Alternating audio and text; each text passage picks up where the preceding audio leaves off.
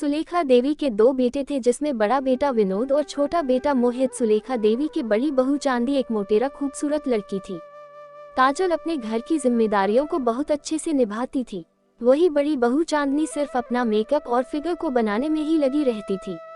सुलेखा दिव्या की छोटी बहू को खूब प्यार करती थी और बड़ी बहू को देखना भी नहीं चाहती थी, क्योंकि शादी के काफी दिन हो चुके थे, फिर भी चांदनी का कोई बच्चा न था। फिर एक दिन, अरे सबके सब कहाँ मर गए हैं, कोई पानी तो पिला दो। काजल पानी लेकर आती है और अपनी सांस को दे देती है। तभी वह चांदनी आ जाती है। चांदनी के साथ चांदनी को देखकर बोलती है, न जाने कमरे में कुंडी लगा क्या करती रहती है, कितने सालों में पोता तो दे नहीं पाई मुझे। माँ जी नाश्ता लगा दूं? नई बहू थोड़ा आराम कर लेती हो, फिर निकाल लेना तुम नाश्ता। अब तू ही इस घर में नया चिराग ला सकती है जो पूरे घर को रोशन कर देगा।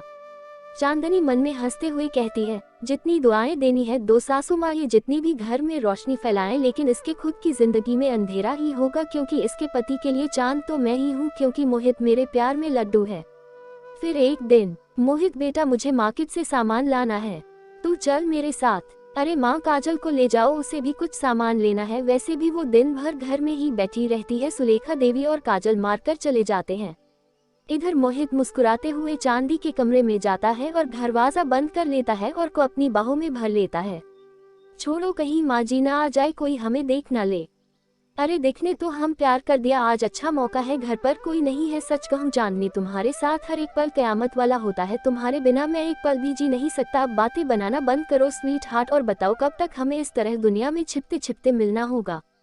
भगवान ने हम दोनों की शादी दो अलग अलग लोगों से करवा दी, जो मेरे टाइप का बिल्कुल भी नहीं है। तुम तो बिल्कुल मेरे टाइप के हो, हैंडसम एंड रिंग, और दूसरी तरफ तुम्हारे भाई है लप्पू से, इसलिए मैं उन्हें बिल्कुल भी भाव नहीं देती हूँ। अरे मैं जानता हूँ जाने मन। फिर दोनों एक दूसरे में खो जाते हैं। फिर रात होने पर सब बैठकर खाना खा रहे होते हैं।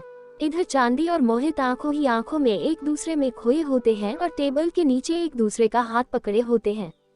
यह सब देखकर काजल को शक होने लगता है। फिर एक दिन चांदनी और मोहित एक साथ सो रहे होते हैं। तभी दरवाजे पर काजल आ जाती है। उस रूम से चांदी के हंसने की आवाज आ रही होती है। अरे चांदनी भाभी, मेरे कमरे में क्या कर रही हैं?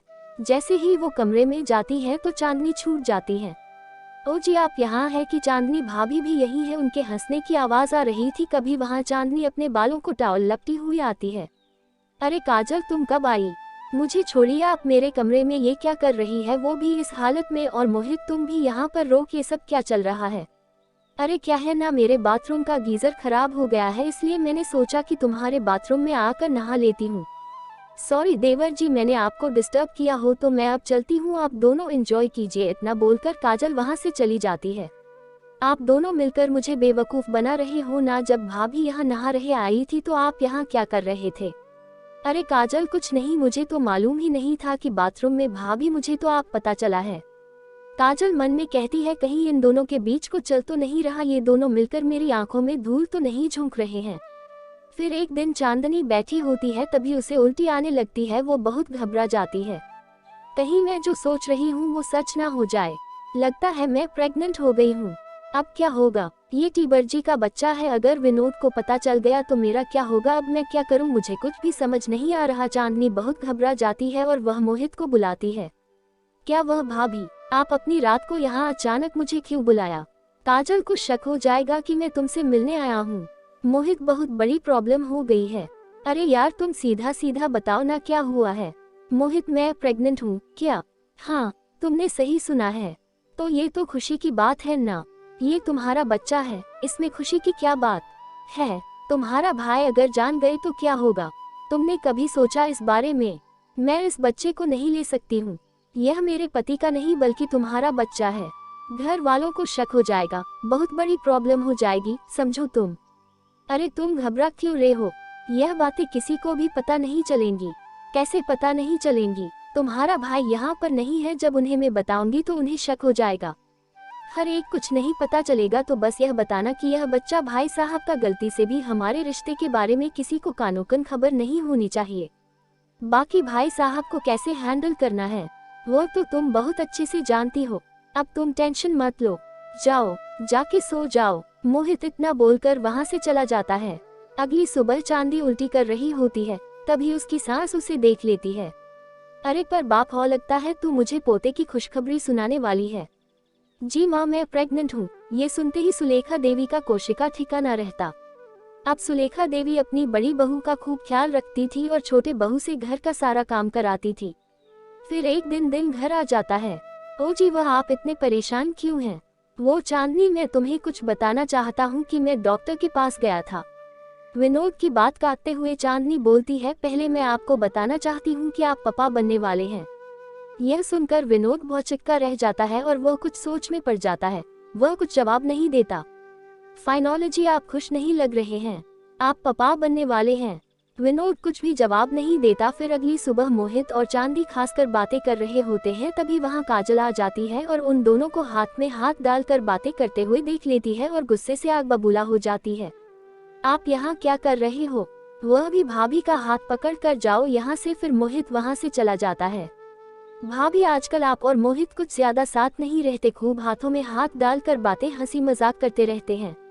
ऐसा क्या है काजल? वो क्या है ना, देवर और भाभी का रिश्ता ही कुछ ऐसे होता है। कई भाभी को अपने पति से ज्यादा अपने देवर पर तो प्यार नहीं आ रहा। क्या क्या मतलब है तुम्हारा? तुम कुछ भी बोले जा रही हो। तुम कहना क्या चाहती हो?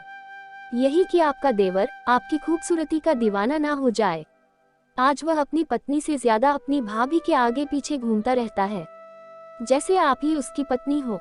काजल, तुम्हारा दिमाग खराब हो गया है।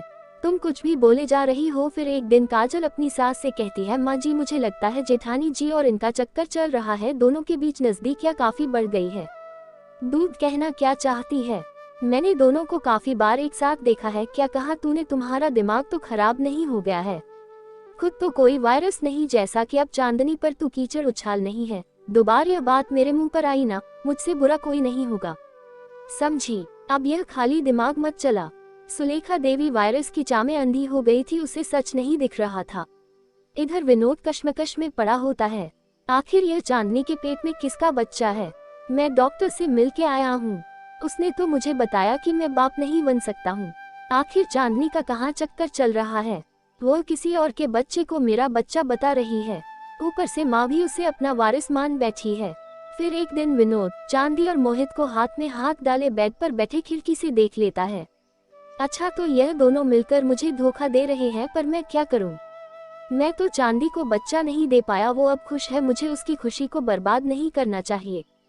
फिर विनोद बिना कुछ बताए घर से हमेशा हमेशा के लिए चला आता है। काजल की बात उसकी सास और पति बिल्कुल नहीं मानते। काजल भी अपने पति और देवरानी के रिश्ते से परेशान होकर घर छोड़कर अपने महकर चली जाती है।